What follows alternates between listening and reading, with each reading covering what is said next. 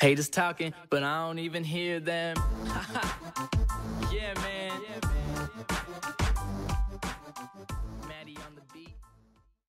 Yo guys, it's going on Toby here or TBJZL, and welcome back to another episode of my FIFA 13 Virtual Pro Career Mode Series Prolific. And as you can see here, first thing we got is a message from the manager telling us we will not be playing in the next game, which is against Liverpool in the FA Cup replay, due to a lack of fitness in training and probably in previous games. So a little bit disappointed not to be playing in such an important game. But as you can see, in the 23rd minute we take the lead through Adel Taarabt. And I'm kind of worrying at the moment that we're going to slip up because we've already won one trophy and we're on quite a good cup run here. And I guess the cup runs in like conjunction with the league is the reason that I'm so unfit, seeing as I've been starting pretty much every game. And I think one thing I'd really like them to implement in the next FIFA is the ability to start on the bench in career mode. They have it on games like NBA and also Pro Evo even have it. They've integrated it for like 3 years now. So that would be really awesome to be able to start on the bench, even if you have to watch the first few bits of the game. I think it would allow you to play more matches. It's just a bit more realistic at the same time. But anyway, our next game is against West Ham. And as you can see, West Ham aren't even in the top half of the table, so it really shouldn't be a problem to us getting a win here. But it is a London derby, and so it's going to be a very important game. And as you can see, early on in the 12th minute of the game, Jizzle doing a lot of work down the wing with Park there and getting a shot for goal, but the goalkeeper saves comfortably. And I think the ball eventually drops down to Granero, and his shot going just wide of the target. Fantastic long-range effort from him just there. Now in the 18th minute of the game, West Ham create a chance of their own. Julio Cesar having to use his legs to save that effort there. But we continue to pile on the pressure here. Jizzle once more doing some really nice work. They're beating Reed, holding off the challenge and getting a shot, but he can only hit the post. And we miss out on the rebound there. The ball falls to Granero eventually. He turns a couple of defenders. His shot is blocked by Reed once more, and Henderson collects and prevents any further danger. So the score's still at 0-0 at this point. But we keep the pressure up. Jizzle and Taarabt just bumping into each other there, trying to get a shot, and we eventually do. Henderson once more making a save. So at half time the score was 0-0. But Jizzle breaking through in the 59th minute of the game, getting a shot, only hitting the post, and the ball is cleared. But I think the ball eventually works its way down to Taarabt in the box. Park finding Taarabt just there. He turns the defender nicely and gets a first time shot off from the turn and makes it 1-0 just after the hour mark. So really happy to be taking the lead in this game, and we continue to pile on the pressure here. Hoyler getting a cheeky little volleyed effort there at the near post, but only hitting the side netting. And once more, beautiful passing moves. Jizzle breaking through again, lovely little Berber spin, but Reed does really well to deny him with the late challenge there. And the score finishes at 1-0. And I think Reed had a really good solid defensive game against us. As you can see, only getting a 6.0 rating, so quite disappointed with that result. Having missed out in the last game, we're on a bit of a poor form. We were on like a little recovery stage at the end of the last episode, but obviously missing out on that last game has once more dropped our form a little bit. But we move on to a game against Swansea City. Now Swansea are a side that I really hate to play on this game. Like, Jizzle has never had any luck against Swansea. They've always managed to somehow get a win or do some damage to us, even though we're above them in the league by 3 places and I think 7 points or something like that. They always manage to somehow cause an upset, I guess you could say, seen as well, I guess it's not an upset. They are a really strong passing side, but they always manage to do some damage to us. But as you can see, we started off really brightly in the 3rd minute, working the ball into the box. Park just moving back there and missing out on the cross. I think the ball gets down to Jizzle once more. His shot is blocked, and it falls to Park, whose shot is also blocked. Once more falling to Jizzle, whose header is weak, and the keeper saves comfortably. So somehow Swansea escaped that early pressure. And in the 9th minute of the game, Swansea shows how it's done there. De Guzman getting the ball onto his left foot and firing home from the edge of the box. A really nice finish, but I really think Julio Cesar should have done better. And we come back at them almost immediately. Jizzle there flicking the ball up and getting a volley at goal. It was quite a feeble end, and Vaughan manages to make the save. But we continue to pile on the pressure, and Park doing some really nice work with Hoyler there before getting his shot off. Manages to slot it home in the 22nd minute of the game and make it 1-1. Really fantastic goal there. And we continue to pile on the pressure. Hoyler this time playing it through to Park. He gets his pass through to Granero, who finally works it across to Taarabt, and Taarabt really should do better there. I have no idea what he's doing, but Vaughan manages to make the save, and he plays it back through. Taarabt plays it back through to Granero, but he fires wide of the target. Really should be tucking those away. So we're going at half time with the score at 1-1.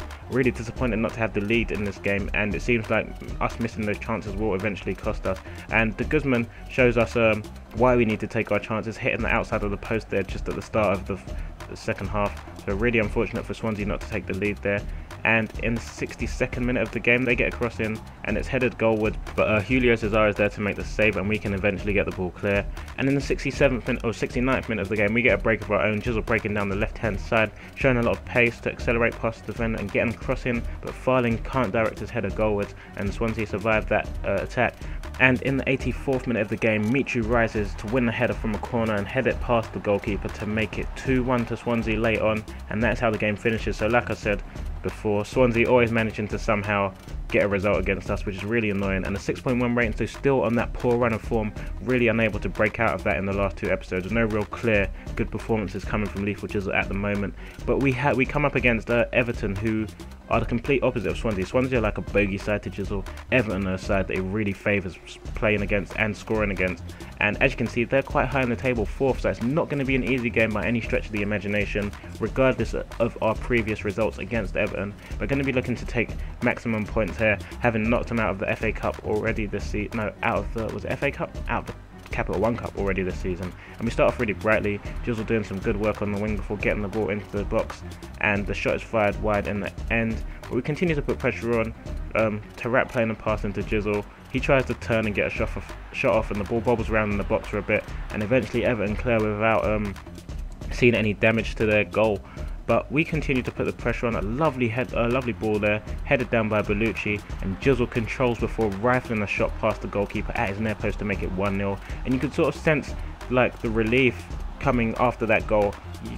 It was almost like Rooney's volley against Newcastle, where he's so annoyed and angry and frustrated that he just hit and hope, and that's pretty much what Jizzle did there.